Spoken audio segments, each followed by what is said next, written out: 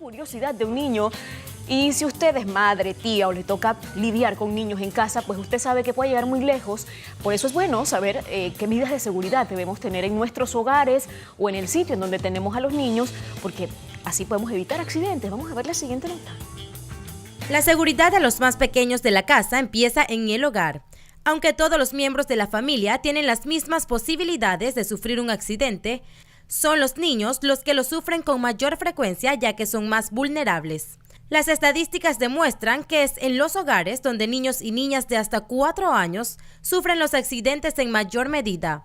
Los más frecuentes son las caídas, los golpes, quemaduras y ahogamientos. La principal causa de siniestralidad infantil dentro del hogar son las intoxicaciones, que ocurren en su mayoría de forma accidental. Los principales productos implicados en estas intoxicaciones de menores son los medicamentos, seguidos por los productos de limpieza, los cosméticos y los productos del hogar. Para una mayor seguridad de nuestros pequeños, no hay que dejarlos nunca solos, evitar desgracias fatales como los ahogamientos, evitar tener juguetes cortantes o que puedan tragar, proteger los enchufles de la red eléctrica, vigilar el uso de las estufas y guardar los productos peligrosos lejos del campo de acción de los niños y bebés. Telma Rodríguez, Next Noticias. Gracias, Telma, por la información. Completo el reportaje como siempre. Entre tanto que hemos invitado a una persona especialista en temas médicos, precisamente una doctora de medicina general, la doctora Nara Arjona. Doctora, gracias por estar con nosotros en esta mañana.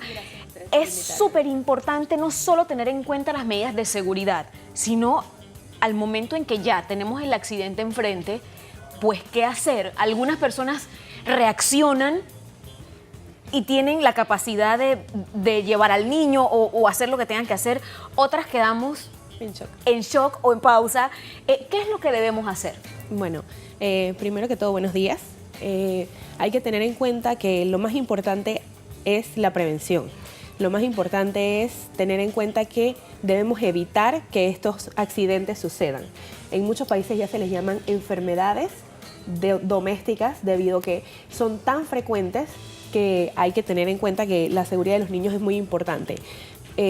Cuando los niños comienzan a caminar, tendemos a que esa independencia de no tenerlos con nosotros todo el tiempo les da la libertad de estar solos y que nosotros asumamos que los niños al cabo de su independencia pueden hacer ciertas cosas, y es cuando más tenemos que tenerlos vigilados, porque el niño no hace más lo que nosotros decimos, sino lo que nosotros hacemos. Entonces ellos tienden a escalar, a que si nos ven encima de un banquito se van a subir al banquito a buscar las cosas, van a ir a la cocina, si algo está encendido van a querer revolver, a tomar los mangos de los sartenes. Entonces hay que tener mucho cuidado. Lo primero es preferible tener, por ejemplo, he visto, y bueno, en los tiempos en que mis hijos estaban chiquitos, que uno ponía como si fuera una mallita en las puertas, que uno las instalaba, una barrera. Ajá. Correcto, gracias. Era como unas barreras que uno lo ponía en las puertas, por ejemplo, de donde estaba la tabla de planchar, de donde está la cocina. ¿Eso es bueno? Eso es bueno. Okay. Eso es muy bueno porque limita al niño a que acceda a ciertas partes del hogar. También hay que tener en cuenta que todo lo que son los enchufes hay que tenerlos asegurados. Venden unas tapitas ya que son plásticas, ¿no? Las puntas de las mesas, los filos de los vidrios son muy importantes. Los balcones. Los balcones. Yo confieso que una vez me encontré a mi hijo más chico, se le habían ido unos lentes abajo y el hombre estaba así, asomado. Evidentemente tendría como 5 años. Su cuerpecito era mínimo y él estaba de aquí, de la cintura para arriba, él estaba fuera.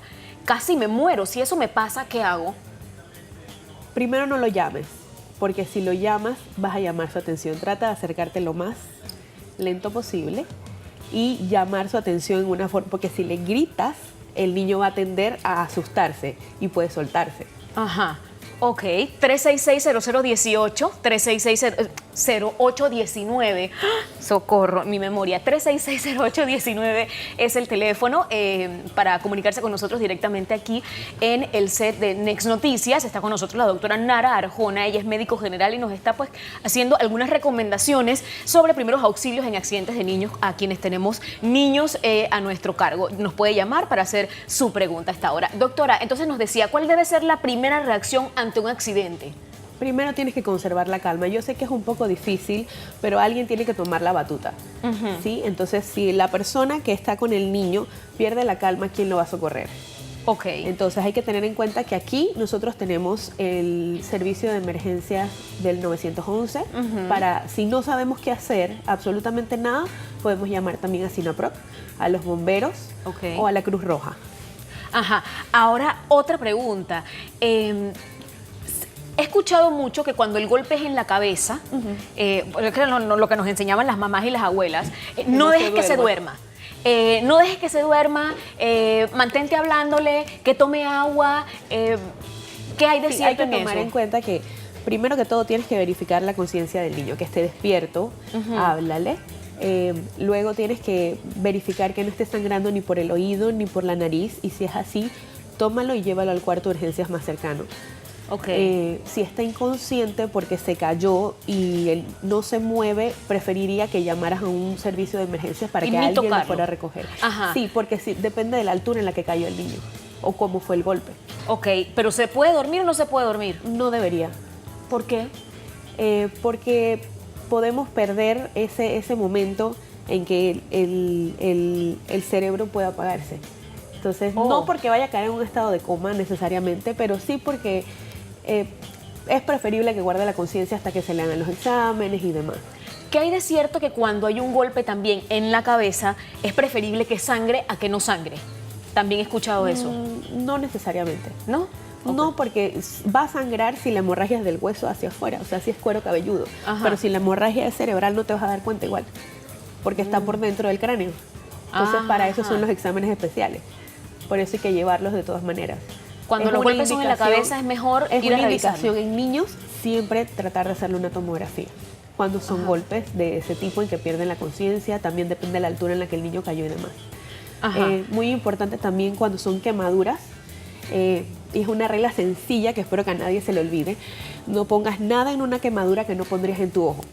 Si en tu ojo no pondrías margarina, no pondrías pasta de diente, nada. ¿Café? Entonces no lo pongas en una herida. Solamente abre la llave, el grifo, con agua fresca y déjalo correr sobre la quemadura. Y llévalo a que lo atiendan en un servicio. Ahora, también nos hacen una pregunta, y es que si el niño queda inconsciente, ¿se puede usar una linternita para ver si el niño dilata la pupila? Podría ser, pero es algo medio especializado, porque tienes que saber cuánto mide la pupila normalmente para poder saber cuándo está dilatada o cuándo no está dilatada. Qué pena, no invente, porque usted no vamos a saber, los mortales comunes. Deben ser, es que la diferencia es que son de 2 a 3 milímetros. 3 milímetros es lo normal y 4 milímetros ya está dilatada. Entonces es más ver, es más experiencia. Caramba. Entonces, otra pregunta. Ya si tengo, por ejemplo, una fractura, he escuchado que hay quienes dicen, devuélvesela a su lugar y lo llevas al hospital. Uno que yo creo que ahí sí caigo como un pollo, me muero. No, pero no todo el mundo tiene la habilidad. Regularmente yo reacciono, pero yo creo que ante una fractura y ver un hueso así como de lado, creo que no lo soportaría. Pero lo correcto no es devolverlo a su lugar, porque es que además, ¿qué sé yo cuál es el lugar? Exacto, que sabes tú que estás haciendo la alineación correcta del hueso. Entonces, golpes, primero trata de ponerle hielo cuando son golpes o esguinces. Hielo para que la inflamación, el proceso inflamatorio que ya se está dando no avance. Hielo. Lo segundo es cuando tienes una luxación, o sea, una articulación en la que el hueso sale de su lugar normal, llévalo al cuarto de urgencias. Fractura, llévalo al cuarto de urgencias. Si sucede que tiene un accidente, por ejemplo, se enterró un palito en la pierna, no lo saques. No lo saques. Así mismo con el palito trata de tomarlo lo más sencillo posible o de inmovilizarlo y lo llevas. Porque el objeto que puede estar incrustado en alguna parte del cuerpo puede estar haciendo hemostasia, o sea, puede estar evitando que se produzca una hemorragia. Y al retirarlo, entonces va a ser más desastroso. Entonces es preferible que lo retire una persona que tiene conocimiento de la anatomía y demás. Si es una fractura expuesta, que le va a la tuñón. Expuesta es que se sale el hueso. Que se sale el hueso y se ve. He aprendido algo en estos años. Gracias, Patricia. Bueno, cuando tengo una fractura que el huesito se sale ya de la piel, ¿ahí qué hago? Porque además del hueso, fuera de su lugar hay sangre. Trata de lavarla. Échale agua, si tienes suero fisiológico que debe ser parte de los botiquines de las personas, puedes echarle suero, lo que llaman salina, solución salina, estéril, la abres y le echas a la herida para limpiarla lo más posible, porque la contaminación es terrible, que le cae tierra, que se cayó en el patio y viene corriendo, mamá, me caí, y si hay un viene huesito, con el hueso afuera. Y con el huesito por fuera es aún más peligroso que una herida sola, ¿cierto? Sí. ¿Por qué? Por la contaminación. El proceso, la probabilidad de que se infecte y que haga una sepsis es mucho, mucho mayor. ¿Por qué? ¿Cuál es la diferencia entre que tenga un hueso afuera y que no? Porque si el hueso está adentro, todavía probablemente la piel esté íntegra.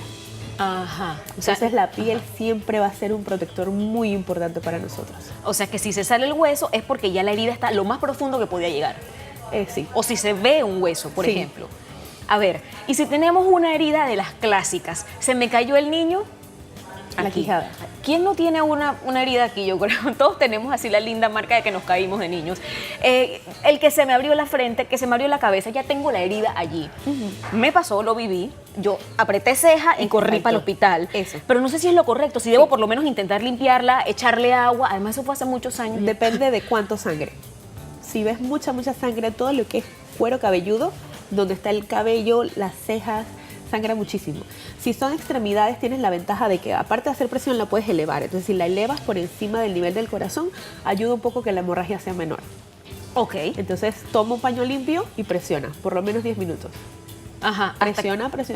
Y correr para el Menos hospital. las fracturas expuestas. Ahora no vayan a presionar las fracturas expuestas. por Ajá, favor. a ver, si tengo el hueso afuera no presiono. No. Ese sí lo dejo allí y si está sangrando, ¿qué hago? ¿Le pongo una bandeja o qué hago? Lo lavas, tratas de ponerle algo. Lo que pasa es que si presionas puedes mover más el hueso y lo alineas mal. Ajá, puedes entonces hacer lo más cubro daño. por Exacto. el tema de la sangre, pero lo dejo ahí. Ay, Dios mío. Podrías hacer un torniquete, pero es un poco más complicado. Agarras una banda, por Ajá. ejemplo, si la fractura es en el codo, lo pones por encima. O sea, Siempre se pone por- antes de donde Exacto, esté de donde esté la el fractura expuesta. sangrado Ajá. o la fractura. Exacto. Ajá, y el torniquete es básicamente para que no pase más sangre de allí, ¿no? Sí, para que la cantidad de flujo sanguíneo disminuya. Y no se va a poner como morado para arriba. No, en verdad se pone un poco morado para abajo. Oh, ok. Porque vas a tener un menor flujo de sangre, pero las cirugías ortopédicas, hay muchas que se hacen así. Wow. Y aguanta, el tejido aguanta un poco.